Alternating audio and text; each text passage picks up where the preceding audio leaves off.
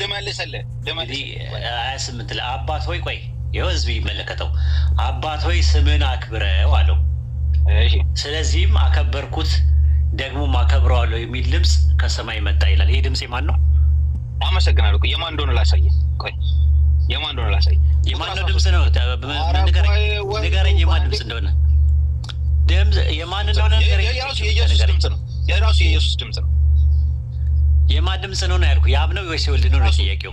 የራሱ ነው። እሱን በኋላ ትነግረኛለህ። የአብ ነው ወይስ የወልድ? የኢየሱስ ድምፅ ነው። የኢየሱስ ድምፅ ነው። የአብ ነው ወይስ የወልድ ነው ነው የጠየቁህ? የወልድ በለኝ ወይ የአብ በለኝ። እሱን በኋላ ትነግረኛለህ። እሱን በኋላ ትነግረኛለህ። በዚህ ጥቅስ መሰረት የኢየሱስ ነው። የራሱ ነው። ኦኬ። ኢየሱስ ልጅ አለው?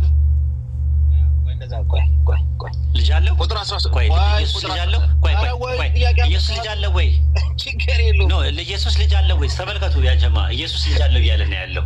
አላልኩም። ኦኬ ቀጥል። ቁጥር 13 ክፈትልኝ።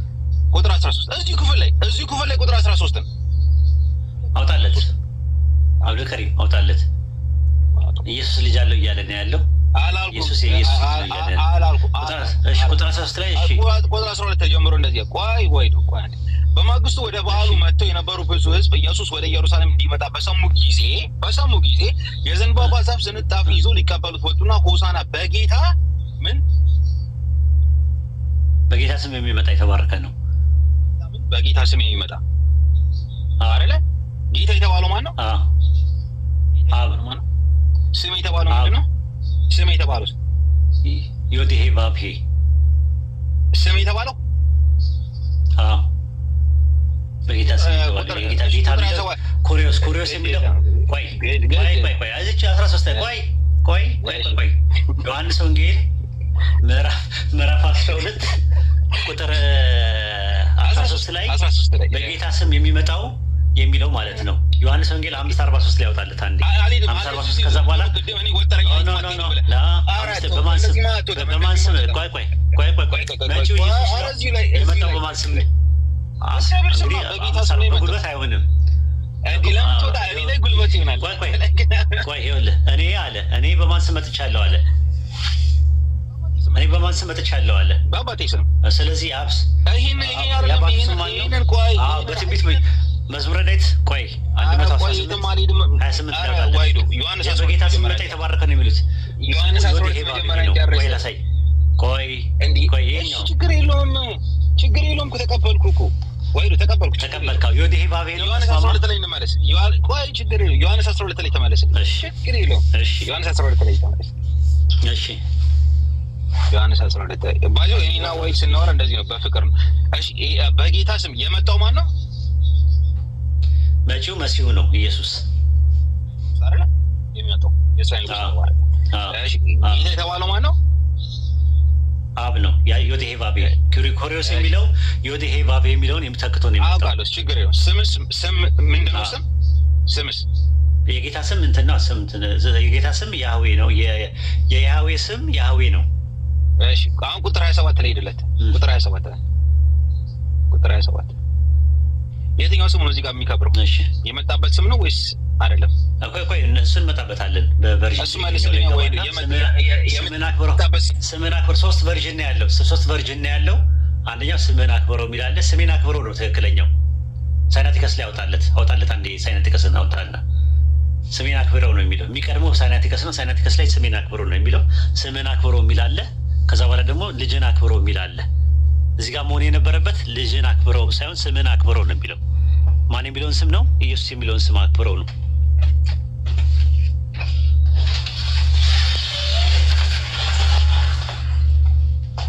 ዋይዶ የትኛው ስም ነው እዚህ ጋር የመጣበት ስም የትኛው? በጌታ ስም የሚመጣ የሚለው ዮዲሄ ባብሄ ነው ራሱ። ሌላው በራሱ ስም ሲመጣ 28 ላይ ሌላ ቦታ ላይ እኮ አሁን የጠየኩት ጥያቄ ምንድን ነው? አይደለም አሁን የጠየኩ አባት ሆይ ድምፅ የመጣው የኢየሱስ ድምፅ ነው ብለሃል። ማስረጃ አምጣ። እዛ ላይ ነው ማስረጃውን ልሰጠህ ነው። የትኛው ስም ነው የከበረው?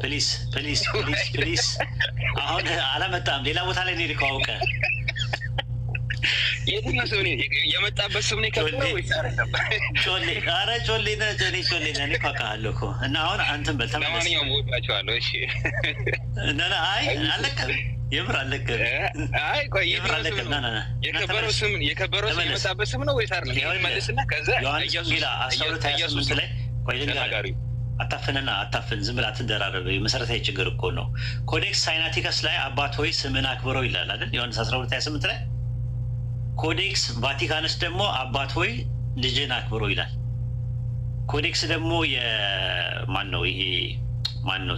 ምንድን ነው? አንገሊካስ የሚባለው ደግሞ አባት ሆይ ልጅን አክብረው ይላል።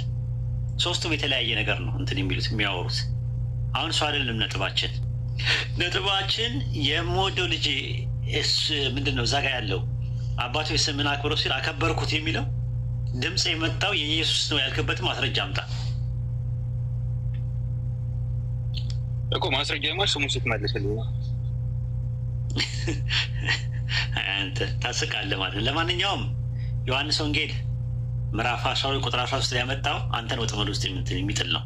ለምን? በጌታ ስም የሚመጣ የተባረከ ነው የሚል ትንቢት ነው ራሱ። መዝሙረ ዳዊት አውጣለት አብዱልከሪም፣ አንድ ያውጣለት። መዝሙረ ዳዊት ምዕራፍ 118 ቁጥር 26 እሱ ነው ያለው ማለት ነው። በያህዌ ስም የሚመጣ ብሩክ ነው ተብሏል ስለ መሲሁ ሲናገር። በዮድ ሄ ቫቭ ሄ አማርኛው ላይ በእግዚአብሔር ስም ብሎ ነው ያስቀመጠው። ዕብራይስጡ ያህዌ ነው የሚለው። በያህዌ ስም የሚመጣ የተባረከ ነው። ዘጸአት 15:3 ላይ ያህዌ ተዋጊ ነው ስሙም ያህዌ ነው ይላል። ኢሳያስ 42 ቁጥር 10-11 ላይ ደግሞ እኔ ያህዌ ነኝ ስሜም ይህ ነው ይላል። ዮድ ሄ ቫቭ ሄ የአብ ስም። የጠየቁ ጥያቄ ኢየሱስ ልጅ አለው የሚል ባይብል ላይ ማስረጃ አምጣ እናሳየኝ። ኢየሱስ ልጅ አለው እንደዛ የሚል ክሌም አላደረኩም እኮ ወይ ብላል እንጂ ማነው ድምፅ ያሰማው እኮ? እሱ ነው አከበርኩት የሚል እኮ። ያከበረው ምንድን ነው ያከበረው? ምንቻችን አምላክ ባሪያውን ኢየሱስን አከበረው ይላል። አይ ቆይ ሌላ አውድ ነው የማይገናኝ አውድ ነው። እሺ ዘፍጥረት 12 ላይ ያውጣለት አንዴ። ኧረ የማይገናኝ ዘፍጥረት ላይ ኧረ ተው ወይ ተው። እሺ እጅ ሰጥቻለሁ ዛሬ 12 ላይ ቆይ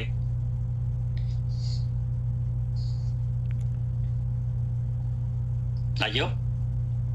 ታላቅ ሕዝብ አድርግሃለሁ፣ ባርካለሁ፣ ስምን አከብራለሁ ይላል። የማንን ስም ነው ያከበረው? ያህዌ የማንን ስም ነው ያከበረው? ስምን አከብረዋለሁ። ስለዚህ አብርሃም የሚለው የአብ ስም ነው ማለት ነው ስላከበረው። እሱን አልጠየቁም። እሱን አይደለም። ምክንያቱም እዚህ ቁጥር 13 ላይ ልጁ ይመጣል የተባለው በአብ ስም። ስለዚህ ስምን አክብሮ ካለ የትኛውን ስም ነው? የመጣበትን ስም ነው የሚያከብረው ወይስ አይደለም? ጥያቄ እሱ ነው። እያየን ያለ ነው። የዲስኪሊያስ የሚባለው ወይም ዲዳኬ የሚባለው መጽሐፍ በኢትዮጵያ በሀገራችን ውስጥ አለ። የአዲስ ኪዳን ቀኖና ከሚባሉት መጽሐፍት በኦርቶዶክስ አንዱ ነው። ምዕራፍ 33 ቁጥር 2 ጀምረን ስናነብ ምን ይላል? በጌታችን በመድኃኒታችን በኢየሱስ አባት የፍጥረት ሁሉ በፈጠረ አንድ አምላክ እናምናለን። በባህሪው ምክንያት የለውም። አስቀድሞ እንደተናገረ ዘመኑ ሁሉ ህልው ሆኖ ይኖራል እንጂ ጥንትና ፍጻሜ የለውም። የማይጠፋ ብርሃን አለው፣ ወደ እርሱ መቅረብ የሚቻለው የለም። ሁለተኛ አይደለም፣ በሶስትነቱም በአራተኛም አይጨመርበትም።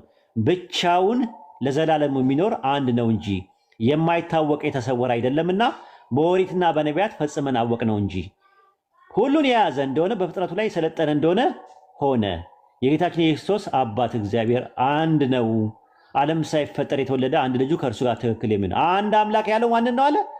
አንድ ነው። የክርስቶስ አባት እግዚአብሔር አስቀድም እንደተናገረው በዘመኑ ሁሉ በአስገኝነት ያለ እርሱ ብቻ ነው እንጂ ጥንትም ፍጻሜ የለውም። የማይለወጥ ብርሃን ገንዘቡ ወደ እርሱ መቅረብ የሚቻል የለም። ሁለተኛ አይደለም፣ ሶስተኛ አይደለም፣ ተጨማሪ የለበትም። ለዘላለም ጸንቶ የሚኖር አንድ ብቻ ነው እንጂ ብሎ ኤፌሶን 4:6 ይጠቅሳል። የማይታወቅ የተሰወረ አይደለም፣ በኦሪትና በነቢያት ፈጽመን አወቅ ነው እንጂ ሁሉን የፈጠረ ከሁሉ በላይ ያለ በፍጥረት ሁሉ ላይ ስልጣን ያለው እንደሆነ ብሎ ዘዳግም 32:6 ምናምን ነገር ይጠቅሳል። እኛ የምንፈልገው ይህንን ነው። አንድ አምላክ የሚባለው ኢየሱስን የላከው ነው። ኢየሱስ አይካተትም እዛ አንድ አምላክ ውስጥ። ምናልባት ከዛ ተወለደ ተገኘ ምናምን ልትሉ ትችላላችሁ። ግን አንድ አምላክ እያለ ያለው ባይብልም ይሄው እዚህ ጋር ማስረጃዎች እንደሚያሳዩት አብን ብቻ ነው። ብለን ነው እየሞገትን ያለ ነው። አይ ቲንክ ይህንን ሙግት በምንመለከትበት ሰዓት ላይ ወደ ታች እየወረድን አንድ አምላክ ብለን ከጥንት ጀምሮ ከነቢያት ጀምረን ወደ ሐዋርያት ከዛ አፖስቶሊክ ፋዘርስ ምናምን እያልን ቀስ እያለ እየዳበረ ከዛ በኋላ ነው ሶስቱ አካላት አንድ አምላክን ይጋራሉ የሚል ጥቅስ የመጣው ማለት ነው እንጂ ቁርአን ለዛ ነው በሱረቱ በቀራ ምዕራፍ 2 ቁጥር 163 ላይ አምላካችሁ አንድ አምላክ ብቻ ነው፣ ከእርሱ በቀር ሌላ አምላክ የለም፣ በማዕፀን ውስጥም የቀረጸን አንድ አይደለምን እያለ ይናገራል። አንድ አይደለምን እያለ ትንቢተ ሚልክያስ ምዕራፍ 2 ቁጥር 10 ላይ ለሁላችን አንድ አባት ያለ አይደለምን? አንድ አምላክስ የፈጠረን አይደለምን ይላል። ስለዚህ አባት የሚለው ኦሪጂኔተር በሚል ነው የመጣው። ዮሐንስ ወንጌል ምዕራፍ 8 ቁጥር 41 ላይ አንድ አባት አለን እርሱም እግዚአብሔር ነው አሉ። ኢየሱስ ምን አላቸው? 42 እግዚአብሔር አባታችሁ ቢሆን በወደዳችሁኝ ነበር፣ እርሱ ልኮኝ መጥቻለሁ አለ። ስለዚህ አብ ማለት አስገኝ ለሚለው ዘይባዊ አገላለጽ አናሎጂካል ተርም የመጣ እንጂ ወላጅ በሚል ባህራዊ አገላለጽ ኦንቶሎጂካል ተርም የመጣ አይደለም። ኢየሱስ እኔ የሚለው ማንነቱ ከአንድ አምላክ ነጥሎ ሲያስቀምጥ አርጌንስ ዘእስክንድርያ ይህንን አንድ አምላክ የሚለውን ማርቆስ 10:18 ላይ ያለው ኢየሱስም ስለምን ቸር ትለኛለህ? እኔን ለምን ትለኛለህ? ከአንዱ አምላክ በቀር ቸር የለም። why called you me good? እኔን ለምንድን ነው የምትለኝ? there is no good but one that is God። ከአንዱ አምላክ በስተቀር የለም አለ። ቸር ማንም የለም ብሏልና አለ። ስለዚህ ስለምን እኔን ቸር ትለኛለህ ከአንዱ አምላክ በስተቀር ሲል አንዱ አምላክ ያለው አብን ነው ብሎ ነው ያረፈው። ታዲያ ስላሴ ትምህርት እንዴት መጣ ስንል ትሪያስ የሚለው ቃል ለመጀመሪያ ጊዜ የመጣው በ180 ኤዲ ላይ ቴዎፍሎስ ዘእስክንድርያ ቃሉን የተጠቀመው ደግሞ ለአብ ለወልድ ለመንፈስ ቅዱስ አይደለም ያስቀመጠው። ከብርሃን በፊት የነበሩ ሶስትነት ይልና አምላክ ቃሉና የጥበቡ ምሳሌ ናቸው። 3 ቀናት አለ። ከብርሃን በፊት የነበሩ 3 ቀናት የሶስትነት ምሳሌ ናቸው አለ። እነዛ ሶስትነት የተባሉት እነማን ናቸው? አምላክ፣ ቃሉና ጥበቡ። ቃልና ጥበብ እኮ ስለ አንድ ነገር ነው የሚያወራው። ቃልም ጥበብም ኢየሱስ ነው ብለው ነው የሚያምኑ ክርስቲያኖች። እዚህ ጋር ስለ መንፈስ ቅዱስ አያወራም። ቃልና ጥበብ የተባለ የፈጠረበትን ነው ያስገኘበትን ነው። በጥበቡ በእውቀቱ በምናምን የሚባለው ነገር ለመጀመሪያ ጊዜ ትሪያስ የሚለውን ቃል የተጠቀመበት ለትሪኒቲም አይደለም የተጠቀመበት። እና አንዳንድ ጊዜ ክርስቲያኖች ብዙ ጊዜ አንድ አምላክ አለ መለኮት አንድ ነው ይላሉ። ሰይፈ ስላሴ ዘውድ ምዕራፍ 8 ቁጥር 73 ላይ በመለኮት እናት በድንግል ማርያም አለ። መለኮት አንድ አምላክ ከሆነ በነገራችን ላይ መለኮት ማለት አምላክ ማለትና እግዚአብሔር ማለት ሲምፕሊ በእንግሊዝኛ ስታረጉት ጋድ ነው የሚሆነው፣ ወይም ጋድ ሄድ ነው የሚሆነው። ቴዎስ ዲቫይን የምንለው ነገር ማለት ነው። ስለዚህ ማርያም የመለኮት እናት ከሆነች የአብም የወልድም የመንፈስ ቅዱስም እናት ነው የምትሆነው። መለኮት የሚለው አጠቃላይ እንትኑን ነው ኤሰንሱን ነው የሚያመለክተው። አይ ኢፖስታቲሱን ነው የፓርቲኩላር የሆነ ኔቸርን ነው የሚያመለክተው ካላችሁ አምላክ ስንት ሊሆን ነው? እኔ አብዱልከሪም እና ጃቢር በኤሰንስ ደረጃ አንድ ነን። ፓርቲኩላር ደግሞ ኔቸራችን ሂፖስታቲስ የሚባለው አቃኒ የሚባለው ወይም አካል የሚባለው ደግሞ 3 ነው። ስለዚህ አሁን ምን ይላል መሰላችሁ? ሃይማኖተ አበው ምዕራፍ 99 ቁጥር 5 ላይ ዲዮስናሲዮስ ዘአንጾኪያው ሲናገር ምን አለ? ልዩ የምትሆን ሶስትነትን በሶስት አካላት ላይ ታውቃ የምትመለክ ናት አለ። ማናት የምትመለከው? ሶስትነት በሶስት አካላት ታውቃ የምትመለክ ናት። ማናት ያቺ ሶስትነት? ማናት በሶስቱ አካላት የምትመለከዋ? ሶስትነት አለ በሶስት አካላት ታውቃ የምትመለክ ናት አለ። ሰይፈ ስላሴ ዘቀዳሚት ምዕራፍ 7 ቁጥር 8 ላይ ደግሞ ለመለኮት ሶስትነት ምስጋና ይገባዋል አለ። ለመለኮት ሶስትነት መለኮት 3 ነው እንዴ? መለኮት አንድ ነው ስትሉ አልነበረ እንዴ? ለመለኮት ሶስትነት ምስጋና ይገባል። ሰይፈ ስላሴ ዘውድ ምዕራፍ 8 ቁጥር 41 ላይም 3 የምትሆን ጌታዬ፣ ንጉሴ፣ አምላኬ፣ ፈጣሪ እንዴ ጌታ፣ ንጉስ፣ ፈጣሪ አንድ ነው ስትሉን አልነበረ እንዴ? 3 የምትሆን እያለ ሰይፈ ስላሴ ዘሰኞ ምዕራፍ 2 ቁጥር 42 ላይ በጽርሐ አርያም ለሚኖር 3 ለሚሆን አምላክ ሰላምታ ይገባል። 3 ለሚሆን አምላክ ሰላምታ ይገባል። ስንት ለሚሆን? 3 ለሚሆን አምላክ። ሃይማኖተ አበው ምዕራፍ 99 ቁጥር 11 ላይ አምላካችን 3 ነው ይላል። ያለምን ያለመለየት 3 ነው። አምላካችን ያለመለየት ምንድነው አለ? 3 ነው አለ። ሰይፈ ሥላሴ ዘቀዳሚት ምዕራፍ 7 ቁጥር 8 ላይ ለመለኮት ሶስትነት ምስጋና ይገባል። አሃ መለኮት ሶስትነት አለው እንዴ? ኧረ ተው፣ ኧረ ተው። ሰይፈ ሥላሴ ዘረቡዕ ምዕራፍ 4 ቁጥር 31 ላይ መለኮት በአካል ሶስት ነው ይላል። በምን? በአካል ሶስት ነው።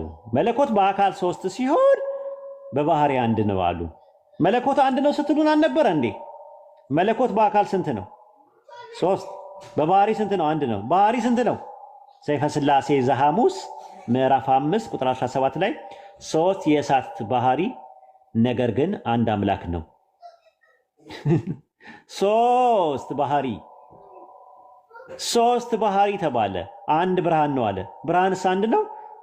ሃይማኖተ አበው ምዕራፍ 10 ቁጥር 6 ላይ እውቀት የሚገልጹ ብርሃናት ናቸው አለ። ሃይማኖተ አበው ምዕራፍ 10 ቁጥር 12 ላይ አብ ብርሃን ነው፣ ከአብ የተወለደ ቃል ወልድ ብርሃን ነው፣ እንዲሁ ከአብ የሰረጸ መንፈስ ቅዱስ ብርሃን ነው። ስንት ብርሃን አለ? ሰይፈ ሥላሴ ዘሐሙስ ምዕራፍ 5 ቁጥር 21 ላይ ሶስት የብርሃን አማድ በመጠን ግን አንድ ነው አለ። በቃ መጨረሻ ላይ የደረስነው ምንድነው? መጠናቸው ነው አንድ። ሶስት መለኮት አየን፣ ሶስት ባህሪ አየን፣ ሶስት ብርሃን አየን። በአካል ሶስት ናቸው፣ በመለኮት አንድ ነው ይሉንና እንደና ደግሞ መለኮት ደግሞ ሶስት ነው ይላል። ከዛ ደግሞ በምንድን ነው ታዲያ አንድ? በባህሪ ግን አንድ ነው። ኦኬ በባህሪ ስንት ነው? ሶስት ባህሪ አለ፣ አንድ ብርሃን ነው። እሺ በብርሃን ስንት ነው? ሶስት ብርሃን ነው፣ ግን መጠኑ አንድ ነው። በቃ የመጨረሻ መደምደሚያ ያለው ነገር ይሄ ነው። አሁን ፍጥጥ ያለ ነገር አለ ወይ ብለን ስንል፣ አዎ ፍጥጥ ያለም ነገር አለ። ራስ ምንድነው ፍጥጥ ያለ ነገር ያለው ብለን ስንል፣ ሶስት ጌቶች ብለው ያምናሉ። ራሱ ክርስቲያኖች ሶስት ጌቶች እየደበቋችሁ ነው፣ አይነግሯችሁ። ራሱ ለምሳሌ ሰይፈ ሥላሴ ዘሐሙስ ምዕራፍ 5 ቁጥር 22 እና 23 ላይ ሶስት ልዑላን ገዢዎች ሶስት ጌቶች ናቸው ይላል። ሶስት ጌቶች ናቸው። ሰይፈ ሥላሴ ዘሐሙስ ምዕራፍ 5 ቁጥር 26 ላይ ሶስት ነገስታት አንድ አገዛዝ ናቸዋል። ሶስት ነገስታት። ሰይፈ ሥላሴ ዘረቡዕ ምዕራፍ 4 ቁጥር 54 ላይ እነዚህ ገዢዎች በገጽ ሶስት በፈቃድ ግን አንድ ናቸው ይላል። ገዢዎች አጋዕዝተ ዓለም ሥላሴ እኮ ነው ብለው የሚሉት ዓለምን የሚገዙ ጌቶች። አጋዕዝት ማለት የእግዚ ብዙ ቁጥር ነው። እግዚ ማለት ጌታ ማለት ነው። አጋዕዝት ማለት ደግሞ የእግዚ ብዙ ቁጥር ነውና ማለት ነው። ይሄንን ነው የምናየው ማለት ነው። አሁን ወደ ባይብል ስንመጣ ኦሪት ዘፍጥረት ምዕራፍ 1 ቁጥር 1ን በመጀመሪያ ኤሎሂም ሰማይና ምድርን ፈጠረ፣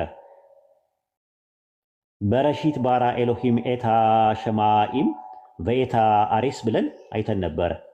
አንድ ሰው እዛ ላይ መሞገት አቅቶታል። ራሱ አንድ ሰው እንኳን ገብቶ ዘፍጥረት 1 ላይ ኤሎሂም የሚለው ለሥላሴ ትምህርት ይሆናል ብሎ ያለ ሰው የለም። ኤሎሂም ማለት አማልክት ማለት ነው። ሥላሴ አማልክት ናቸው ሊትራሊ ከተተረጎመ ማለት ነው። እስቲ ዘፍጥረት 1:26 ላይ እንግባ። ዛሬው ትምህርታችን ኤሎሂምም አለ ሰውን በመልካችን እንደ ምሳሌያችን እንፍጠር፣ የባህር ዓሦች እና የሰማይ ወፎች፣ እንስሳት፣ ምድር በምድር ያለ የሚንቀሳቀስ ሁሉ ይግዙ አለ። አሳ ማለት ፈጠረ ማለት ነው፣ አደረገ ማለት ነው። ናሴ እንፍጠር ዊል ሜክ በሚል ይመጣል። አንዳንድ የእንግሊዝኛ ትርጉሞችም አይተቻቸው።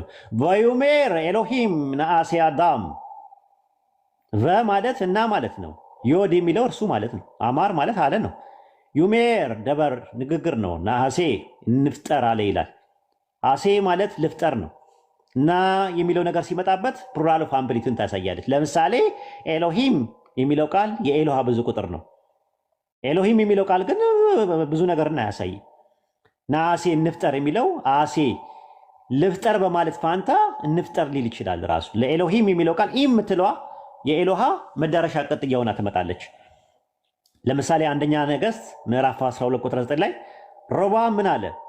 አባትህ የጫኑብንን ቀንበር ቃልን ለሚሰጡ ሕዝብ እመልስላቸው ዘንድ የምትመክሩኝ ምክር ምንድን ነው አለ። እመልስላቸው ዘንድ ናሺብ ነው። እንመልስላቸው ዘንድ ነው የሚለው ዕብራይስጡ። አሺብ እንመልስላቸው ዘንድ፣ እመልስላቸው፣ እንመልስላቸው ልዩነት አለ። እመልስላቸው ቢሆን ኖሮ አሺብ ነበር የሚሆነው፣ ናሺብ ይላል። ስለዚህ ሮብዓም ሥላሴ ነበር። በአንድነቱ ላይ ብዝሃነት ነበረበት። ሮብዓም ለምንድን ነው በአማርኛ ላይ መልስላቸው የሚለውን የዕብራይስጡ ላይ ናሺብ ነው የሚለው፣ አሺብ አይደለም የሚለው። ዳንኤል ምዕራፍ 2 ቁጥር 36 ላይ ህልም ተርጓሚ ታቶ አንድ ሰው ተገኘ። ገባ። ህልሙን ሲተረጉም ምን አለ? ፍቺውን በንጉሱ ፊት እንናገራለን አለ። እናገራለሁ አላለም። ስለዚህ ዳንኤል ስንት ነው? አንድም ሶስትም ነበረ? ኖ አይደለም፣ 1% ነበረ። መጽሐፈ ዕዝራ ምዕራፍ 4 ቁጥር 18 ላይ ሰላም አሁን ወደ እኛ የላካችሁት ደብዳቤ በፊቴ ተተርጉሞ ተነበባል። አርቴክስ ሲናገር ማለት ወደ እኛ ወደ እኔ አላለም። እና ወደ ማን የላኩት? ደብዳቤ የተጻፈው ግን ለአንድ ንጉስ ነው የተጻፈው።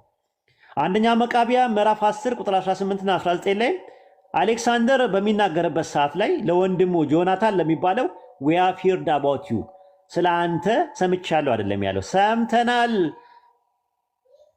you are mighty warrior በጣም ጦረኛ ነህ ብሎ ነው የነገረው። አንደኛ መቃቢያ ምዕራፍ 11 ቁጥር 31 ከቁጥር 30 እስከ 33 ብትመለከቱ ዲሜጥሮስም እንደዛው ነው። ምንድን ነው ያለው? ዲሜጥሮስም ራሱ ደብዳቤው እኛ የጻፍነው ስለ አንተ የጻፍነው ደብዳቤ እያለ ይናገራል። ግን ንጉሱ ግን አንድ ነበረ። ዲሜጥሮስ አንድም ሶስትም ነበረ እንዴ? አልነበረም። ስለዚህ ያንን ነው የሚያሳየው። ኦሪት ዘጸአት ምዕራፍ 32 ቁጥር 4 ላይ ማትችላላችሁ። ከእጃቸው ተቀብለው በመቅረጫ ቀረጸው፣ ቀልጦ የተሰራ ጥጃም አደረገው። ጥጃው አንድ ጥጃ ነው። ነገር ግን ዘጸአት 32 23 ላይ ይህ ከግብፅ ምድር ያወጣ ሰው ሙሴ ምን እንደሆነ አናውቅም፣ በፊታችን የሚሄዱ አማልክት ስራልን አሉኛል። የሚሄዱ የላሁ ኸላ የሚሄድ አላለም። የሚሄዱ የላሁ ዘዳግም 31 ቁጥር 8 ላይ በፊት የሚሄድ እርሱ ያህዌ ነዋል። የላሁ ስለዚህ አምፕሊቲዩድን ማሳየት ይመጣል። ዘጸአት 32 20 ላይ የሰሩ ጥጃ ወስዶ በእሳት አቃጠለው ይላል። አንድ ጥጃ ነው። እንደ ትቢያ እስኪሆን ድረስ ፈጨው፣ በውሃው ላይ በተነው፣ ለእስራኤል ልጆች አጠጣቸዋል። ጥጃው አንድ ሆኖ ሳለ ለምንድን ነው በፊት የሚሄዱ የላሁ የሚለው ያለው?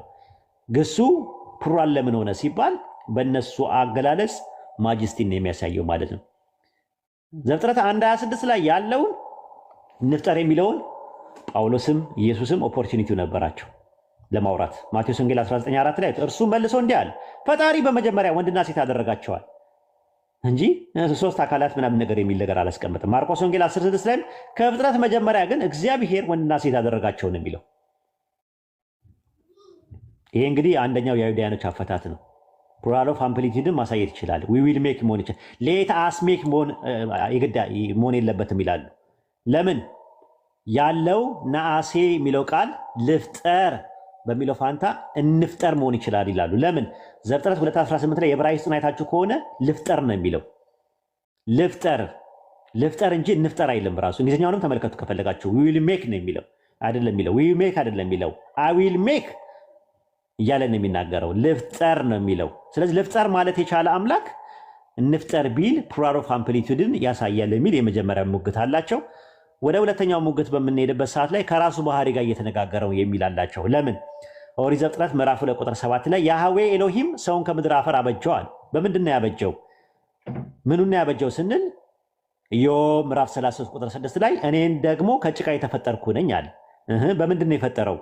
መዝሙረ ዳዊት ምዕራፍ 119 ቁጥር 73 ላይ እጆችን ሰሩኝ አበጃጁኛል። ታዲያ ከማን ጋር ነው እንፍጠር ያለው ብለው ሲሉ አይሁዳኖች ከእጆቹ ጋርም ሊያወራ ይችላል እንዴ? ከእጅ ጋር እንዴት ይወራል ከተባለ መዝሙረ ዳዊት ምዕራፍ 103 ቁጥር 1 ላይ ነፍሴ ሆይ ያህዌን ባርኪ፣ አጥንቶቼ ሁሉ የተቀደሰ ስሙን ይላል። ዳዊት በሁለተኛ መደብ በተዛዛይ ግስ የራሱን ነፍስና አጥንቶች ባርኩ ካለ የራሱን ነፍሴ ሆይ ባርኪ፣ አመስግኝ፣ ታመኝ፣ አትርሺ፣ ተመለሺ ካለ ኤሎሂም ሰውን የፈጠረ የሚሰራበትና የሚያበጅበትን የራሱን እጆች እንፍጠር ቢል ምን ይደንቃል ብለው ይከራከራሉ ማለት ነው። ይሄ እንግዲህ አንተን ነው። ምክንያቱም ለምንድን ነው ኦሪት ዘፍጥረት 8:21 ላይ ይውት ራሱ እግዚአብሔር መልካሙን መዓዛ አሸተተ። እግዚአብሔር በልቡ አለ ምን አለ? ምድር ዳግመኛ ለሰው አላደርግም፣ የሰውን ሐሳብ ከታናሽ ጀምነቱ ክፉ ነውና ደግሞ ከዚያ ቀድሞ ሕያው ሁሉ ለማን የሚለው በልቡ እግዚአብሔር በልቡ እኮ ነው ያለው፣ ለማንም አይደለም እኮ በልቡ ምን አለ እግዚአብሔር? ምድርን ዳግመኛ ለሰው አላደርግም፣ የሰውን ልብ ሐሳብ ከታናሽነት ጀምሮ ክፉ ነውና ደግሞ ከዚህ ጀምሮ ሕያዋን ሁሉ እንደገና አልመታም አለ። ማን ያለው? ያህዌ። በምኑ? በልቡ። ኤፌሶን ምዕራፍ 1 ቁጥር 11 ላይ እንደ ፈቃዱ ምክር ሁሉን የሚሰራ አለ። ሁሉ ነገር የሚሰራው እንደ ራሱ ፍቅር ነው። ከራሱ ምግብ ጋር እየተነጋገረ መሆኑን ነው የሚያሳየው። ሐዋርያት ሥራ ምዕራፍ 4 ቁጥር 27 ላይ በቀባው በቅዱስ ብላቴና በኢየሱስ ላይ ጴንጤና ጲላጦስና ከአሕዛብ ሁሉ ጋር እጅና ሐሳብ እንዲሆን አስቀድመው የወሰኑት አለ። የእግዚአብሔር እጆችና ሐሳቡ አስቡት ሲመካከሩ ማለት ነው። እጅና ሐሳብ እንዲሆን አስቀድመው የወሰኑትን ሁሉ ሊፈጽመዋል። አስቀድመው እነማን ናቸው የወሰኑት? የእግዚአብሔር እጅና የእግዚአብሔር ሐሳብ እነማን ናቸው? አካላዊ ናቸው? ፐርሰን ናቸው? ሂፖስታቲስ ናቸው? ፕሮሶፖን ናቸው? አይደሉም። ትንቢተ ሚልክያስ ምዕራፍ 2 ቁጥር 10 ላይ ለሁላችን አንድ አባት ያለ አይደለምን? አንድ አምላክስ የፈጠረን አይደለምን? ይላል። ሶስተኛ የአይሁዳኖች አርጊውመንት ኢዮብ ምዕራፍ 33 ቁጥር 6 ላይ እኔን ከጭቃ የተፈጠርኩኛል። ኢሳይያስ ምዕራፍ 64 ቁጥር 8 ላይ እኛ ጭቃ ነን። ጭቃ አይታችሁ ከሆነ እና ጭቃ ማለት የውሃና የአፈር ቅልቅል ነው። ኦሪት ዘፍጥረት ምዕራፍ 2 ቁጥር 7 ላይ ሰውን ከምድር አፈር አበጀው ይላል። ከማን ጋር ነው ታዲያ የተነጋገረው ሲባል ኦሪት ዘፍጥረት ምዕራፍ 1 ቁጥር 20 ላይ እግዚአብሔርም አለ ውሃ ሕያው ነፍስ ያላቸውን ተንቀሳቃሽ ታስገኛል፣ ማይም ውሃ ታስገኝ፣ ይሽራሁ ያስገኙ። ስለዚህ አስገኝ ናቸው፣ እናስገኝ ማለቱ ነው። አሳ የሚለው ቃል ማስገኘት ማለት ይመጣልና እናስገኝ ያለው እሱ ከራሱ አካባቢ ላይ ካለው ሩህ እፍ ይልበታል። ነገር ግን ውሃና ደግሞ አፈር ደግሞ ያስገኛሉ ማለት ነው። ኦሪት ዘፍጥረት ምዕራፍ 1 ቁጥር 24 ላይ ኤሎሂምም አለ ምድር ሕያዋን ፍጥረት ሁሉ እንደ ወገኑ ታውጣ። ምድርና ውሃ የሚያወጡት ነገር አለ፣ ያስገኛሉ። ሕያው የሆነ ፍጥረትን ያስገኛሉ አለ። ስለዚህ ውሃ ማስገኘት ከቻለ አፈር ማስገኘት ከቻለ ከአፈርና ከውሃ ለሚሰራው ነገር እንፍጠር ወይም ደግሞ አሴ እናድርግ እናስገኝ ቢል ምንድነው ችግሩ? ነገር ግን ሥላሴን አያሳይም ነው የሚሉት። አራተኛውና የመጨረሻ አርጊመንታቸው አይሁዶች አንደኛ ምንድነው በዕብራይስጡ ኦሪት ዘፍጥረት 2:18 ላይ ነው ያለው ሰውን ብቻውን ይሆን ዘንድ መልካም አይደለም፣ የሚመች ረዳት ልፍጠርለት ይላል። እንግሊዝኛውን ይዩት ራሱ it is not good for a man to be alone ለብቻው ይሆን ዘንድ መልካም አይደለም። I will make a helper ረዳት ልፍጠርለት አለ for him ለሱ ልፍጠርለት አለ። አዲሱ መደበኛ ትርጉም እንደዛ ነው ያስቀመጠው። ዘፍጥረት 2:18 ያዌ ኤሎሂም ሰውን ብቻውን መሆኑ መልካም አይደለምና የሚስማማበት ረዳት አበጅለታለሁ ይላል። የ1879 የቁም ጽሑፍ የአባሮሜ ትርጉም ወይም ደግሞ የአብርሃም ትርጉም የሚባለው ዘፍጥረት 2:18 ላይ እግዚአብሔር አምላክም አለ ሰው ብቻውን ይዞ መልካም አይደለም፣ የምትረዳው በአጠገቡ የምትሆን የምትስማማት ልፍጠርለት አለ ይላል። የዕብራይስጡ ኤሴ ነው የሚለው ልፍጠር፣ እንፍጠር አላለም። እንግሊዝኛው ላይ አዊል ሜክ ብለው አስቀምጠውታል። ታዲያ እንፍጠር ከየት መጣ ሲባል ግሪክ ሰብትጀንት ላይ ነው ያለው። ግሪክ ሰብትጀንት ላይ ነው ያስቀመጡት።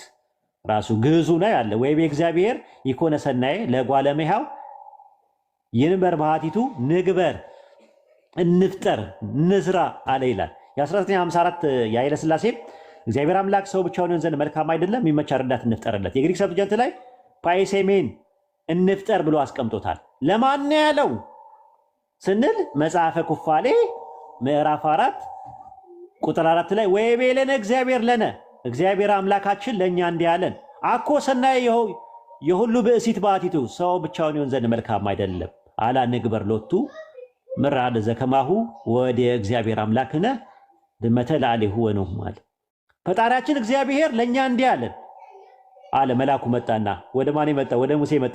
መልአክ ኩፋሌ 4:4 ላይ ሰው ብቻውን ይሆን ዘንድ መልካም አይደለም፣ የሚመች ረዳት እንፍጠርለት አለን። ፈጣሪያችን እግዚአብሔር ለእኛ እንዲህ አለን አለ። መልአኩ መጥቶ ለማን ነው ያለው? ለመላእክት ነው ያለው። መጽሐፈ ኩፋሌ ምዕራፍ 1 ቁጥር 25 ላይ መልአኩ መጣ 2:1 ላይ ነገረው ተላከ። 2:4 ላይ ሲደርስ ከዛ 4:1 ላይ መጽሐፍ መልአኩ ይናገርና ለፊቱ መልአክ እንደተናገረው ይላል። ከዛ ምን አለ? እንፍጠራለን አለ። መላእክት ይፈጥራሉ እንዴ? እኔ እንብላ ብዬ ብናገር የሚበላ ማንነት እያናገርኩኝ ነው የሚል ትርጓሜ ይመጣል ማለት ነው። ለማንኛውም ጁብሊ በእንግሊዝኛ መጽሐፍ ጁብሊ ምዕራፍ 3 ቁጥር 4 ላይ ታገኙታላችሁ። ራሱ ዘ ሎርድ ሴድ አንቱ አስ ለእኛ እንዲህ አለን አለ መልአኩ it is not good that the man should be alone ብቻውን ይሆን ዘንድ let us make helper ይላል። ረዳትን ፈጥርለት for him ለእርሱ እግዚአብሔርም ለእኛ እንዲህ አለን ነው የሚለው። የዕብራይስጡንም ማየት ትችላላችሁ። ኩፋሌ 3:5 ላይ ነው የምታገኙት። ቁጥራቸው ይለያያል። ሁሉም የእንግሊዝኛውም ይለያያል፣ አማርኛ ላይ ያለ ይለያል። ታርገም የሚባል መጽሐፍ አለ በአይሁዶች ታርገም የሚባል ታርገም ዮናታን ዘፍጥረት 1:26 ላይ ጌታ በፊቱ ለሚያገለግሉት መላእክት ሰው በመልካችን እንደ ምሳሌያችን እንፍጠር አለ። ለማ በፊቱ ለሚያገለግሉት መላእክት ነው የሚለው። ሚድራሽ ቴሄሚም ሚድራሽ ማለት ማብራሪያ ነው። ምዕራፍ 8 ቁጥር 2 ላይ when God wished to create man he consulted the angels as it say እንዲህ ማለት ይላል። ለመላእክቶች እንዲህ አላቸው ሰውን እንፍጠር አላቸው ይላል። let us make man እንፍጠር አላቸው ይላል። ለማን ነው የሚለው? ለመላእክት። ኢየሱስ ከመፈጠሩና ከመወለዱ በፊት ነው እንግዲህ ይሁን ላይ ተጻፈው። መላእክት ይፈጥራሉ ወይ ነው ጥያቄው። አንደኛ ቆሮንቶስ 3:9 ላይ ይጠቅሳሉ። የእግዚአብሔር ሕንፃ ነን ከእርሱ ጋር አብረን የምንሰራ ነንና አዲስ ሰው አብረው እነ ጳውሎስ እንደሚሰሩ ይናገራል። ከእሱ ጋር አብረን የምንሰራ ነንና እንዴት ነው ጳውሎስ መስራት የሚችለው? ኤፌሶን 2:21 ላይም እንደዛ ነው። 22 ላይ በእርሱ ሕንፃ ሁሉ እየተጋጠመ በጌታ ቅዱስ ቤተ መቅደስ እንዲሆን ያድጋል። በእርሱ እናንተ ደግሞ ለእግዚአብሔር መኖሪያ ለመሆን በመንፈስ አብራችሁ ትሰራላችኋል። እናንተ የምትሰሩትን ደግሞ የምንሰራው ማንን አለ ጳውሎስ? እኛ ነን። ከእርሱ ጋር አብረን የምንሰራ ነንና የምንሰራ ሳይሆን የምንሰራ። እንግሊዝኛውን ተመልከቱት፣ ራሱ ልዩነቱ አለ። ይሄ ነው እና ሚካኤል ሃይዘር አይሁዳዊ ምን አለ? እንዴት ነው መፍጠር የማይችሉ አካላት እንዴት እንፍጠር ይላል ሲባል ልክ ሬስቶራንት ወሰድኳችሁና ልጋብዛችሁ ብዬ ወሰድኳችሁ ሁላችሁን። ከዛ በኋላ ተጋበዛችሁ፣ በላችሁ፣ ጠጣችሁ። መጨረሻ ላይ ከፍለን እንውጣ አልኩኝ። እንክፈልና እንውጣ አልኩኝ።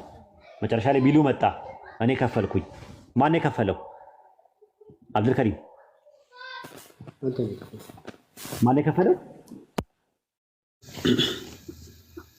እንክፈል ይሰማል።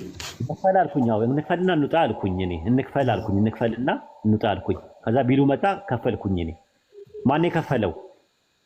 እኔ ነኝ። ለምን እንክፈል አልኳችሁ? እየነገርኳቸው ነው ወይስ እናንተ ስለምትከፍሉ ነው? እያሳወቅን ነው። እያሳወቅኳችሁ ነው እና እኔ እንደምከፍል እያለ ልክ እንደዛ ለመላእክትም እንፍጠር ሲል የሚፈጥሩ አካላት ሆነው ሳይሆን እየነገራቸው ነው ያለው ሰው እንደሚፈጥር ማለት ነው። ለማንኛውም ቁርአን አስተካክሎታል ይህንን ነገር።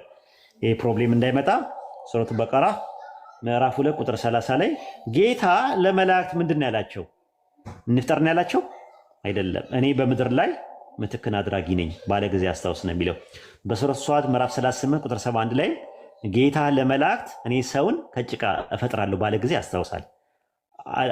አላህ ለመላእክት ያላቸው ሰውን እፈጥራለሁ ነው ያላቸው እንጂ እንፍጠር አላላቸውም። ስለዚህ ምን አድርጎታል? ቁርአን አርሞታል ማለት ነው። የቀድሞ መጽሐፍ ሱረቱ ማኢዳ ምዕራፍ 5 ቁጥር 48 ላይ ወደ አንተ መጽሐፍን ከበፊቱ ያለው መጽሐፍ አረጋጋጭና በእርሱ ላይ አራሚ ሲሆን ሙሃይሚን ኮሬክተር ሱፐርቫይዘር ሲሆን በእውነት አወረድነዋል። ስለዚህ ምንድን ያደረገው? አውረ ዘፍጥረት 1:26ን እኛ ሙስሊሞች በቀላሉ መረዳት እንችላለን። አላህ ለመላእክት ምንድን ያላቸው? ሱረቱ በቀራ ምዕራፍ 2 ቁጥር 30 ላይ ያለ ጌታ ለመላእክት እኔ በምድር ላይ ምትክን አድራጊ ነኝ ባለ ጊዜ አስታውስ ይላል። ሱረቱ ሷድ ምዕራፍ 38 ቁጥር 71 ላይ ጌታ ለመላእክት እኔ ሰውን ከጭቃ እፈጥራለሁ ነው ያለው። ስለዚህ አሁን ምንድን ነው የምናደርገው? ኦሪት ዘፍጥረት ምዕራፍ 1 ቁጥር 26 ላይ ያለው ለሥላሴ ትምህርት ይሆናል። እንፍጠር ያለው አብ ነው። እንፍጠር ያለው ደግሞ ለወልድና ለመንፈስ ቅዱስ ነው። ወይም ደግሞ እግዚአብሔር እንፍጠር ያለው ለሁለት አካላት ነው፣ ለወልድና ለመንፈስ ቅዱስ ነው የሚል ሰው ካለ ፈረሱ ሜዳውም ክፍት ነው፣ አስገባልኝ።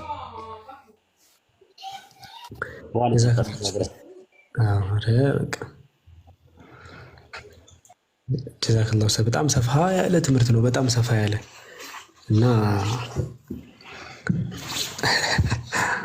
በጣም ጀዛከላሁ በጣም ሰፋ ያለ ሙግቶችን በተለያዩ መልኩ ነው የተነሱት። እስቲ ከሚቃወም ክርስቲያን ካለ ግን ከዛ በፊት ኡስታዝ ጥያቄ ያለው ሙስሊም መግባት ቢችል ምናልባት ይቻላል። ጥያቄዎችን ተቀበሉ፣ ይግቡ። ለሙስሊሞች መጀመሪያ ቅድሚያ ሰጡ። ከዛ በኋላ ደግሞ የሆነ ነገር ልጠጣ። እሺ ኡስታዝ፣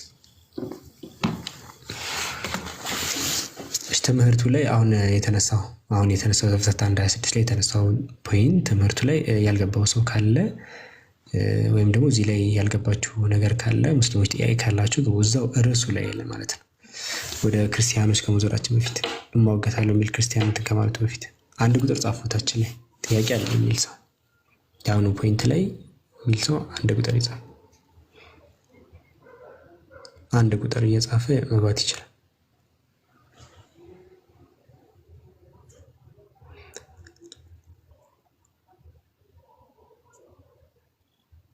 አንድ ቁጥር ጻፉና ስማቸውን እንድመለከተው አንድ ቁጥር ጻፉ።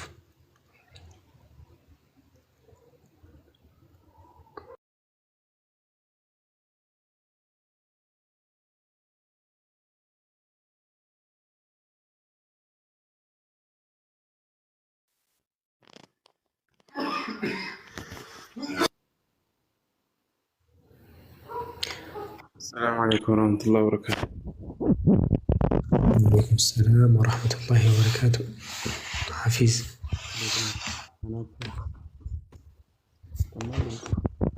عفوا الدمسة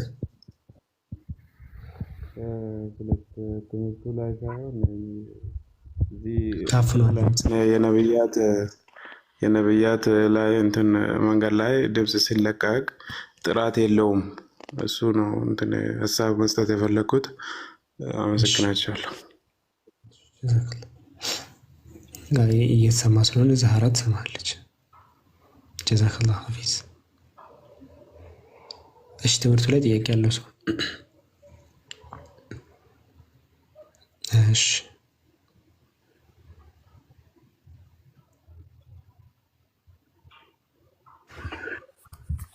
ሰላም አለይኩም ወራህመቱላህ ኡስታዝ። እንትን ኦሪት ዘፍጥረት ይሰማል ድምጼ? አዎ ይሰማል። ሌላ ኡስታዝ ምናልባት እየሰማሽ ላይ ይችላል። እስቲ ኦኬ እሺ ፖይንቱን እንትን ልበልና ልውረድ። ጥያቄ ይላክ። ኦኬ እሺ ችግር የለውም። መርሃባ። እሺ ኡስታዝ እንትን ኦሪት ዘፍጥረት ምዕራፍ 2:7 እና መዝሙረ ዳዊት 119 ምዕራፍ ቁጥር 73 ላይ እሱን አልሰማሁም ነበርና ትንሽም ግልጽ አይደለም። ምንድነው ዘፍጥረት 2:7 ላይ እግዚአብሔር ያህዌ አምላክም አለ ያህዌ አምላክ ሰውን ከምድር አፈር አበጀው ይላል አይደለ? ከምንድን ነው ያበጀው? ከአፈር ነው ያበጀው አይደለ? አፈራ አበጀው ይላል። ግን በምንድን ነው ያበጀው ይላል? ያህዌ አምላክ በእጆቹ አይደል? እጆቹ ሰሩን አበጃጁኝ ይላል። Jag kan inte. Ja. Ska vi ha där va? Ja. I teststyrkan så någon hade problem för det här. Ja. Så det var stänga det. Ja.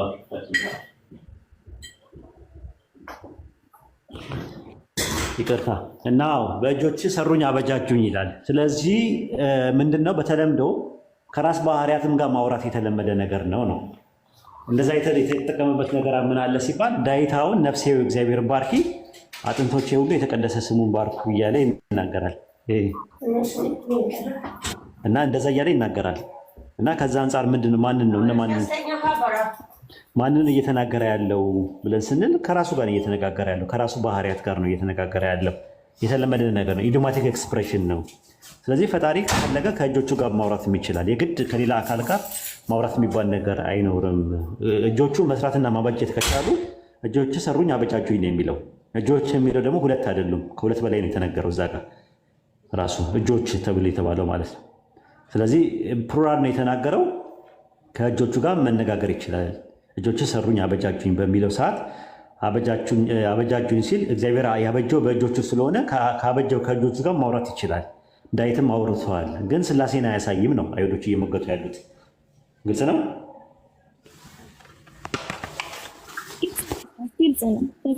እና መዝሙረ ዳዊት ምዕራፍ 119:73 እሱን ክሊር አድርግልኝ። ስንት ነው ያልሽው? መዝሙረ ዳዊት ምዕራፍ 119 ቁጥር 73። ኦኬ የምመጭ ቦታ አይደለም ያለሁት። እሺ አብዱከሪም እንትን በላት አንድ ላርጋት።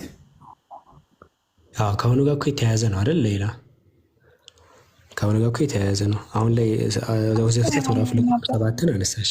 2:7 ላይ ሲነሳ ምን አለ? እግዚአብሔር አምላክም ሰውን ከምድር አፈር አበጀው አለ። እንዴት አበጀው ሲል እዛው ላይ ከምን እንዳበጀው ደግሞ መዝሙረ ዳዊት ምዕራፍ 119 ቁጥር 73 ላይ እጆች ሰሩኝ አበጃጁኝም ብሎ ይናገራል። ስለዚህ ከምን እንዳበጀው ሪፈራንስ ነው መዝሙረ ዳዊት ምዕራፍ 19 ቁጥር 73 ላይ ማለት ነው።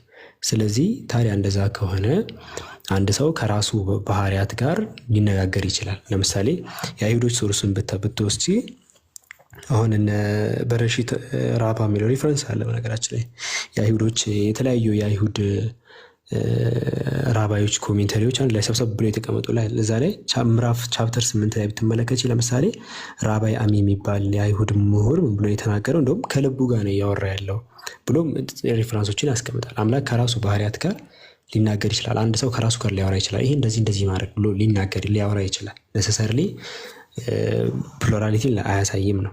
እንደውም ሌሎቹ ኢቨን ራባዮች ብትወስጂ እነ ራባይ ዮሹዋ እነ ራባይ ሌቪ አንድ ላይ ሆነው እነሱ ለምሳሌ ኮንሳልት ያደረገው ከሰራቸው ነገሮች ጋር ነው ብሎ የተናገሩት ልክ ኡስታዝ በሁለተኛው ሴክሽን አድርጎ አስቀምጧል። ከውሃን ለእንደ ጠቅሶ ሲጠቅስ ከሰማሽው ያን አያይዞ ተጠቅሟል። ለምሳሌ ዘፍጥረት ምዕራፍ 1 ቁጥር 20 ሲጠቅስ እግዚአብሔር ማለት ውሃ ሕያው ነፍስ ያላቸውን ተንቀሳቃሽ ታዝገኝ ብሎ ልክ ከፈጠራቸው ነገሮች ጋር ሊያወራም ይችላል። ያንን አይሁዶች ያንን ተጠቅመዋል። ልክ እነ ራባይ የሸዋ የተጠቀሙት ማለት ነው። ምዕራፍ 18 ላይ ማየት ይቻላል። በረሺት ራባ ላይ ወይም ደግሞ ጀነሲስ ራባ የሚለው ላይ የአይሁዱ ኮምፓይሌሽን ሶርስ ላይ መውሰድ ትችላለች። ስለዚህ የግድ አንቺ የጠቀሽው ጥቅስ አሁን ከራሱ ጋር ሲጠቀም ከእጁ ጋርም ሊያወራ ይችላል።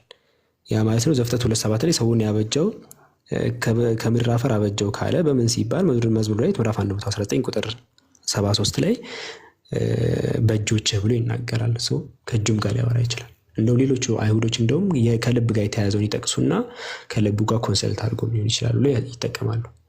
እዚያ አዘር ደግሞ ከመላእክት ጋር ተጠቅሟል ብሎም ያወራሉ። ግን በየትኛውም አጋጣሚ አንድም አካል ዘፍጥረት 1:26 ከስላሴ ስለሆነ ነው ብሎ የተጠቀመ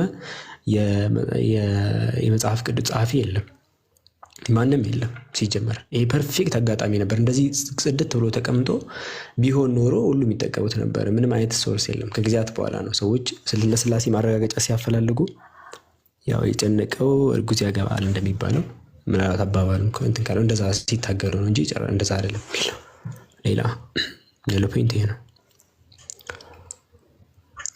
እሺ ጀዛከላ አብዱ አውርዳይ ለወራድ በቃ ግልጽ ነው።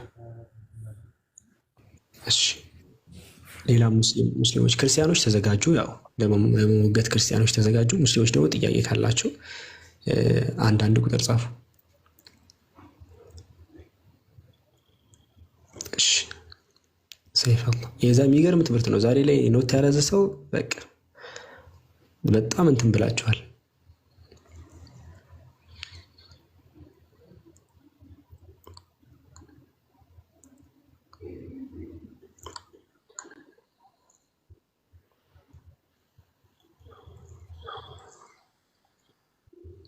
ሰላም አለይኩም ወራህመቱላሂ ወበረካቱ። ሰላም አለይኩም። አይ ሰይፍ አላህ ይቀድም አይደል? አውልቢን አንዴ፣ ከዛ ሰይፍ አላህ ቀጥል።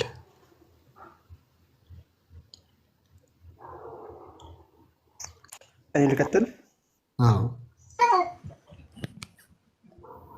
ኦኬ እሺ። ኡስታዝ ሲናገር ሰምቼ ነበርና ዘፍጥረት 1:26 ላይ አይሁዶች በአራት አይነት አመለካከት አይደለ የሚረዱት።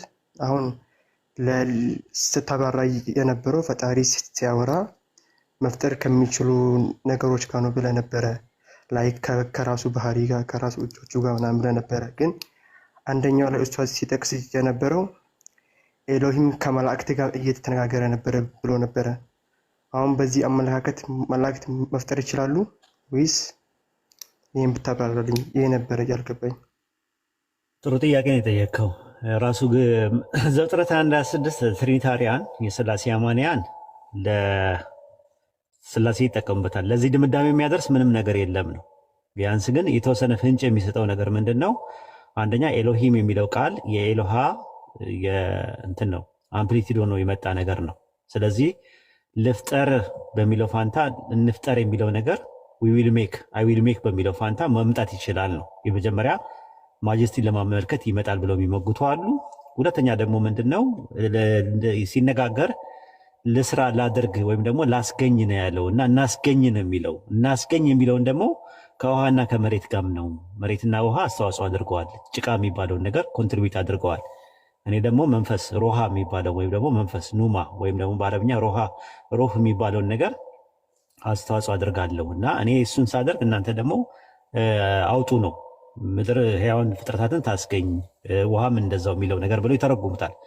እንግዲህ ያየው ሁለተኛ ትርጉም ነው። ሶስተኛ ነገር ደግሞ ከባህሪያቱ ጋር ከራሱ ጋር ለምሳሌ እጆቼ ሲል እጆቹ ከሱ የምትነጥላቸው የራሳቸው ፐርሰን አይደሉም፣ ሂፖስታቲስ አይደሉም፣ ወይም ፕሮሶፖን ነገሮች አይደሉም ከሱ ተነጥለው።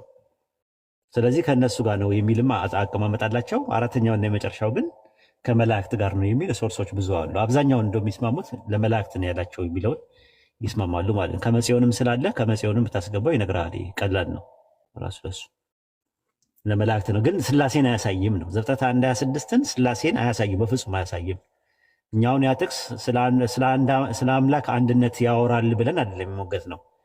ስላሴን ያሳያል ካላችሁ እስቲ የትኛውን በኃይለ ቃል ዘፍጥረት 1:26ን አውጡና ንገሩን። ወይ ደግሞ የአዲስ ኪዳን ጸሐፊያን ዘፍጥረት 1:26ን ጠቅሰው ዘፍጥረት 1:26 ላይ እግዚአብሔር እንፍጠር ያለው ለወልድና ለመንፈስ ቅዱስ ነው ወይ ደግሞ ለሶስት አካላት ናቸው የሚል ማስረጃ ፍንጭ ነገር እንኳን የለም ነው እያለን ያለን። ነቢያትም ሐዋርያትም ዘፍጥረት 1:26ን አላስተማሩም ነው። ያስተማረ ካለ አምጡና ስጡን ነው እያለን ያለ ነው። ይሄ ነው የነበረው ነጥብ ማለት ነው። ሰይፈላ ኡስታዝ ሽኩራን። ቀጣይ ጥያቄ ይቻላል መጠየቅ? ጠይቅ፣ በዚሁ ነገር ላይ ብቻ። ኦኬ፣ አሁን ባወራችሁበትን ነገር ላይ ነው ርዕሱ ላይ ማለት ነው። ትላለህ። እሺ፣ ሰይፈ ስላሴ ዘሐሙስ እና ሃይማኖተ አቡን ጠቅሰ ነበረ። ሰይፈ ስላሴ ዘሐሙስ ምዕራፍ 5 ቁጥር 17፣ ምዕራፍ 5 ቁጥር 21 እና ሃይማኖተ አቡ ቁጥር 10:6 ስለምን ነበር የሚጠቀሙት ወይ ስለምን ነበር የሚናገሩ? በትክክል አልሰማሁም። ያ ቦታ አምልጠው ነበረ። ምን አልከኝ? ሰይፈ ስላሴ ዘሐሙስ ምዕራፍ 5 ቁጥር 17። ኦኬ፣ እዛ ላይ ሶስት የእሳት ባህሪ ስንት ነው? ሶስት ነው ብሎ ነው የሚያስቀምጠው። የእሳት ባህሪ የመለኮት ባህሪ ሶስት ነው ብሎ ነው። ሶስት የእሳት ባህሪ ነገር ግን አንድ ብርሃን ነው የሚል ነው። እና በባህሪ አንድ ነው ካሉ ሶስት ባህሪ የሚለው እንዴት ታደርጉታል? እዚህ ጋር ሶስት የእሳት ባህሪ ነገር ግን አንድ ብርሃን ነው እያለ ይናገራል። እንዴት ሊሆን ይችላል? እሱ ያ ነው። ሌላ ምንድን ነው የፈለግከው? ሃይማኖተ አበው ምዕራፍ 10 ቁጥር 6 ነው። እዛ ላይ ደግሞ እውቀት የሚገልጹ ብርሃናት ናቸው ብርሃናት ብሎ ያስቀምጣል። ስንት ናቸው እነዛ ብርሃናት? ሰይፈ ስላሴ ዘሐሙስ ምዕራፍ 5 ቁጥር 21 ላይ ማለት ነው። ሶስት የብርሃን አማድ በመጠን ግን አንድ ናቸዋል። መጨረሻ ላይ ሄደው ስላሴ በመጠን ብቻ ነው የሚሆኑት። እኔ አንተ እና ጃቢር በመጠን አንድ የምንሆነው እኔ ሜትር ከ83 ነኝ። እንግዲህ ሜትር ከስንት ነህ ሰይፍሻ? ከ82 አይ በቃ እበልጥሃለሁ ማለት ነው። ጃቢሮ ስንት ነህ? ሜትር ከስንት ነህ ጃቢሮ? እሺ አብዱልከሪም ስንት ነህ? ሜትር ከስንት ነህ? አለኩም እስካሁን ስንት ነህ? አይ ገስ አድርገህ ዝም ብለህ። አይ ረጅም ነኝ ከ80 እንደዛ ነገር ከ80 እንግዲህ በመጠን አንድ አይደለንም ማለት ነው። እንግዲህ ግን ስላሴ ግን በቃ መጨረሻ ላይ የሚስማሙት ምን በመጠን ነው አንድ የሆኑት። በመጠን አንድ ነው። ሶስት መጠን የሚል እስካሁን ድረስ አላነበብኩም። ግን ሶስት ብርሃን አይቻለሁ፣ ሶስት ባህሪ፣ ሶስት መለኮት፣ ሶስት አምላክ የሚል አይቻለሁ ብዙ ቦታ ላይ። በቃ ልዩነቱ ማለት ነው። እና ይህን ይመስላል ሰይፉ። ስለዚህ እነዚህ ሶስቱ የሚገልጹት ስለ ባህሪ ነው ማለት ነው። ስለ ሶስት ባህሪ ነው የሚገልጹት። ሶስት የእሳት ባህሪ ይላል። እነሱ በባህሪ አንድ ናቸው እያሉ ነው የሚነግሩ። ሶስት የእሳት ባህሪ የሚል ነገር አለ። ይህን ነው። እሺ ከይቅርታ ጋር አንድ ጥያቄ ልጨምር ኡስታዝ። እሺ የመጨረሻ ሶስት መለኮት የሚገልጹ እንትኖች አሉ ብለህ ነበረ ቅድም። ሃይማኖት አቡ ወይ ሃይማኖት ሰይፈ ስላሴ ምናምን ስትጠቅስ ነበረ። ሶስት ማለት ስለዚህ ጥቅስ የሚጠቅሱት ብትሰጠኝ ደስ ይለኛል። አልሰማም ነበር። ኦዲዮ አለልህ፣ እዛ ገብተህ ማዳመጥ ትችላለህ። እኔ ጥቅሶቹን እኮ እንትን ብለው በኋላ ላይ ታዳምጣለህ ስለማስብ ነው። ግን ልድገምልህ። ሰይፈ ስላሴ ዘሰኞ ምዕራፍ 2 ቁጥር 42 ላይ በጽራሪያም ለሚኖር ልዩ ሶስት ለሚሆን አምላክ ሰላምታ ይገባል አለ። ሶስት ለሚሆን አምላክ እያለ ይናገራል። ሃይማኖተ አበው ምዕራፍ 96 ቁጥር 11 ላይ አምላካችን ያለመለየት ሶስት ነው፣ ሶስት ነው፣ አምላካችን ሶስት ነው የሚል ነገር አለ። ብዙ እንትን አለ። ሰይፈ ሥላሴ ዘቀዳሚት ምዕራፍ 7 ቁጥር 8 ላይ ለመለኮት ሶስትነት ምስጋና ይገባላል። ለመለኮት ሶስትነት ሃይማኖተ አበው ምዕራፍ 99 ቁጥር 5 ላይ ሶስትነት በሶስት አካላት ታውቃ የምትመለክ ናት። የምትመለከዋ ማናት? ሶስትነት በምንድን ነው የምታወቀው? በሶስት አካላት ታውቃ የምትመለክ ናት። እሺ ማናት? እሺ አምልኮ የምትወድ ማናት? እቺ ቅድስት ሥላሴ ትባላለች። ቅድስት ታውቃታለህ? ቅድስት ብዝሃነትን ያሳያል። አንዳንድ ቅዱስ የቅዱስ ብዙ ቁጥር ቅዱሳን መሆን ይችላል። በሌላ አባባል ደግሞ ቅድስት መሆን ይችላል። ቅድስት ሥላሴ የምትባለው ለዛ ነው። እሺ ቀጥል። ጀዛኩሙላሁ ኸይረን። አመሰግናለሁ። ጀዛከላሁ ኡስታዝ። ያው ከዚህ በኋላ ጥያቄ ያላችሁ ሰዎች ለሌላም ጊዜ ሲገቡ ይሄን ፓርት አልሰማሁትም ነበረ ሳይሆን እንደዛ ሴክሽን አይደለም። እሺ ማለትም ጀስት ይሄን ፓርት አልሰማሁትም ነበረ ሳይሆን እዚህ ፓርት ላይ እንደዚህ ያልተረዳችሁት ፓርት ይሄ ነገር ከዚህ ጋር እንደዚህ አይሆንም ወይ ይሄ እንደዚህ አይደለም ወይ የሆነ የሐሳብ አለመስማማት ወይም ደግሞ የኮንሰፕቱን አለመረዳት ብቻ እንጂ ይሄ ነገር አልፎኝ ነበረ ይሄን እስቲ ድገምልኝ፣ እቺን ጥቅስ እንዴት ይሄን ጥቅስ ጠቅሰው ነበር ለምን ነበር የጠቀስከው? አልሰማህም ነበር ማለት ነው። እየሰማህን አልነበረም ማለት ነው። ይሄን ለመጠየቅ አይደለም ሴክሽኑ። እሺ ያልተረዳችሁትን ፓርትና የሐሳብ መፋለስ የሆነ ነገር አእምሯችሁ ላይ ከተፈጠረ ያንን ለማጥራት ብቻ ነው የተፈጠረው ይሄ ክፍል እንጂ ይሄን ድገምልኝ ምናምን እንጃ ኡስታዝ ዝም ስላለ ነው እንጂ ተመችቶኝ አልነበረ።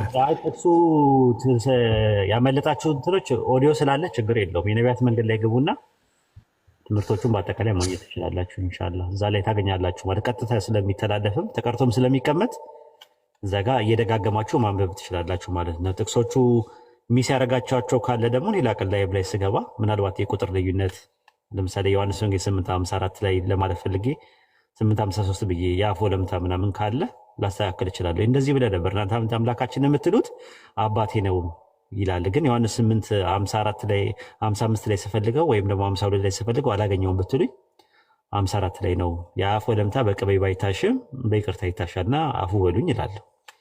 አስተካክለዋለሁ። እንደዛ ነው። ከዛ አንጻር ነው የምናየው። እስቲ ሌላ አብደላ አለ። ሰላም አለይኩም። ዋለይኩም ሰላም ኡስታዝ አላህ። ጥያቄ አለ? አይ ጥያቄ የለኝም። ያኛውን ትንሽ ስላሳገዱት ፎሎ እንዲያደርጉኝ ነው የገባሁት። የተከታተልኩ ነበር። ጥያቄ የለኝም። እሺ ችግር የለም። ፎሎ አድርጉት አብደላን። ሌላ ጀሚል ጥያቄ ካለ አብዱልከሪም ያንተን ስራ ነው እየሰራ ያለሁት። ሰላም አለይኩም ወራህመቱላሂ ወበረካቱ። ወአለይኩም ሰላም ወራህመቱላሂ ወበረካቱ። እንዴት ናችሁ? ስላስገባችሁኝ አመሰግናለሁ። እኔ እንኳን ርዕስ ላይ ሳይሆን የነቢያት መንገድ ላይ እንዴት ነው መግባት የምችለው እሱን ፈልጌ ነው።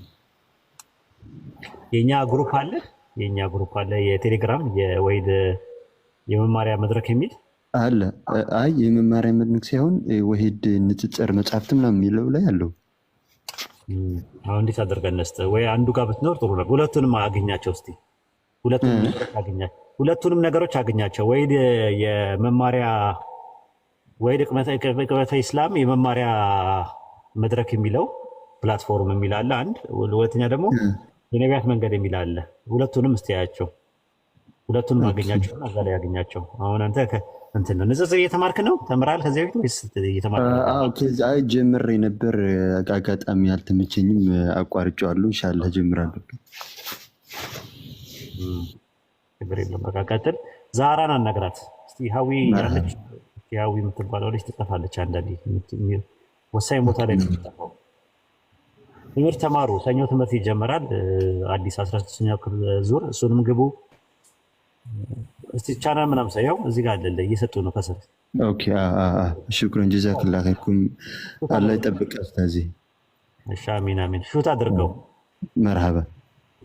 ረጅም ሀያት ከአፊያ ጋር አላህ ፍቅር። አመሰግናለሁ። ደህና ደሩልኝ ሁላችሁ። እሺ አመሰግናለን። ሌላ አብዱልከሪም ሊድ አድርገው። ኦኬ እሺ። ሌላ አንድ እስቲ ጥያቄ ያላችሁ ሰዎች የትምህርቱ ላይ አንድ ሁለት ሰው እንትን እንበል።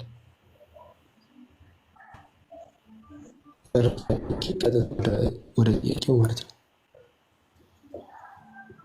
ጥያቄ ያላችሁ ከታች አንድ ቁጥር ጻፉ፣ ስማችሁን ለማየት እንዲያመች ማለት ነው።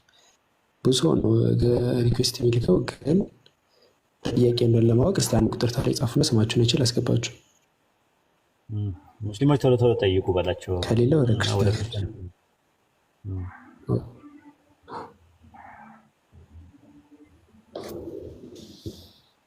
ደስ ላይ ያሉትን ሪኩዌስት ላይ ያሉት ሰዎችን አስገባቸውና ዝም ብሎ የተቀመጡ ከሆነ ማውረድ ነው። ኦኬ እሺ።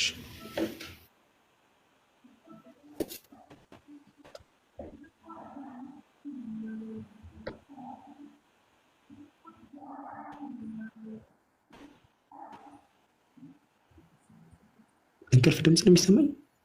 እሺ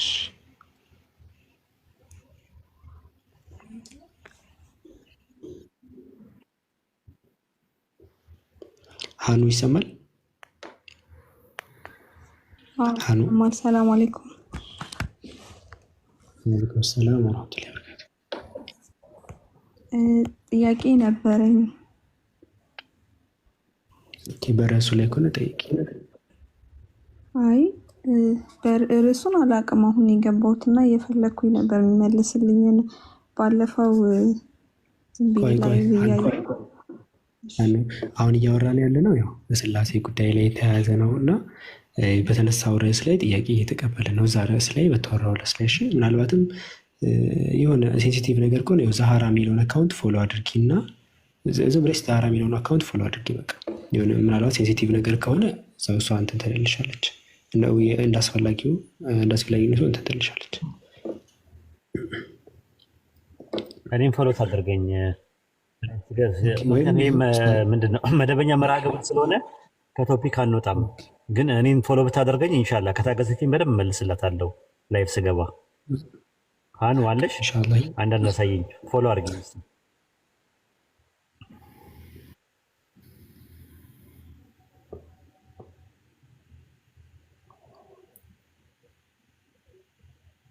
ገስት ላይ ብዙ ሰዎች አሉ።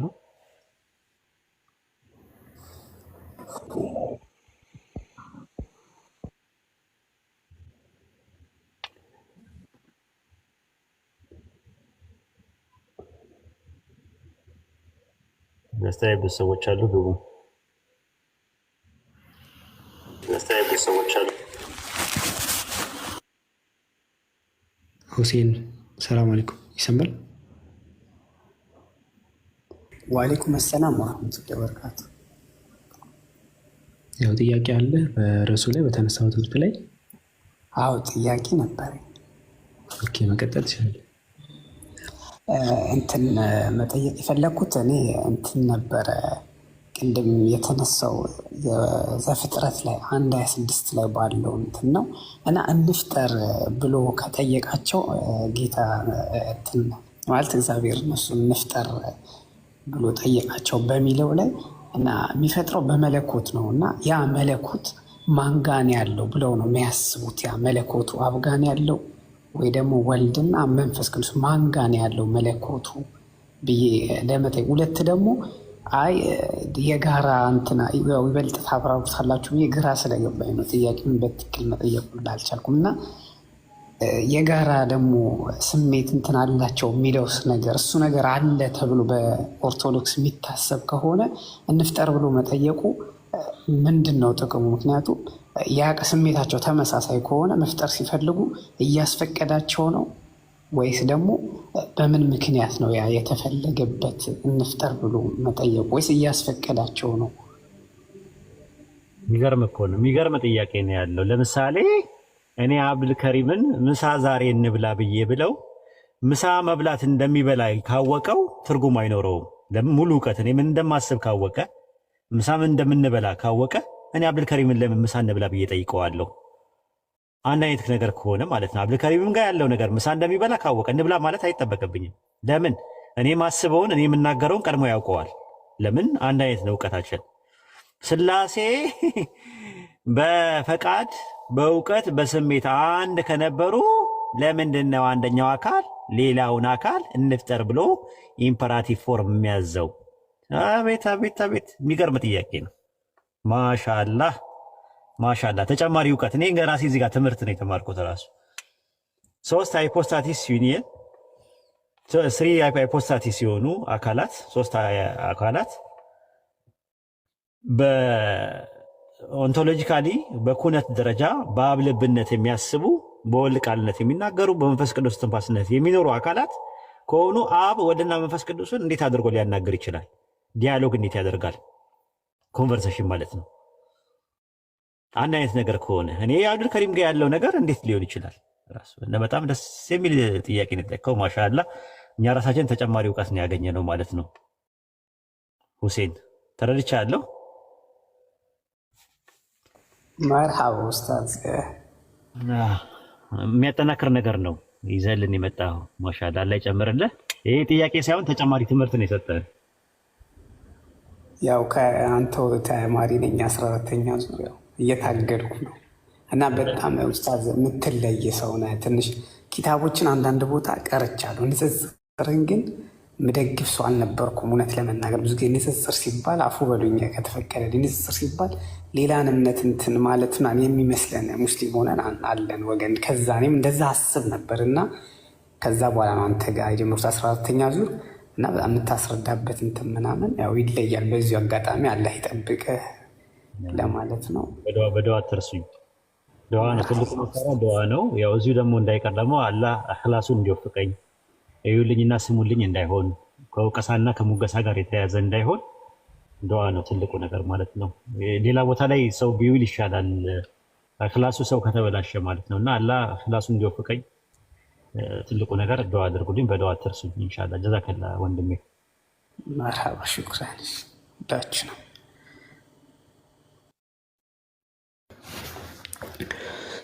እሺ አንድ ወይ ሁለት ሰው እንትን እንበልና እሺ